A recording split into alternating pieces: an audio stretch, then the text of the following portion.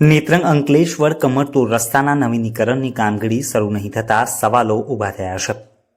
નેત્રંગ અંકલેશ્વર કમરતોડ રસ્તાના કારણે વાહન ચાલકો ત્રાહિમામ પોકારી ઉઠ્યા હતા. ચોમાસાની સિઝનમાં ધોધમાર વરસાદના પગલે 45 કિલોમીટર રસ્તાનું ભારે ધોવાણ અને ઠેર ઠેર મોટા ખાડા પડતા વાહન ચાલકો જીવના જોખમે પસાર થવા મજબૂર બન્યા છે. ઉડતી ધૂળની દમરીઓ અને રોજે રોજ બનતી ગમખ્વાર અકસ્માતની ઘટનાને પગલે વાહન ચાલકોમાં ભારે આક્રોશ ભભૂકી ઉઠ્યો છે.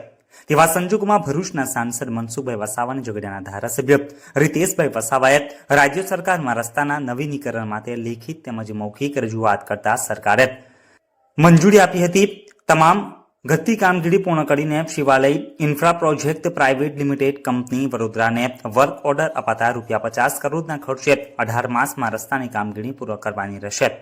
રસ્તાના નવીનીકરણની કામગીરી દિવાળી પછી કામગીરી શરૂ કરાશે તેવી ચર્ચા હતી, પરંતુ દિવાળીના તહેવારને પૂર્ણ થયાને લાંબો સમય પસાર થઈ ચૂક્યો છે. તેમ છતાં કામગીરી હજુ સુધી શરૂ કરવામાં નથી આવી. એક અધિકારીએ જણાવ્યું હતું કે ખાતમુહૂર્તની વિધિ સંપન્ન થયા પછી રસ્તાની કામગીરી શરૂ કરવામાં આવી શકે તેમ છે.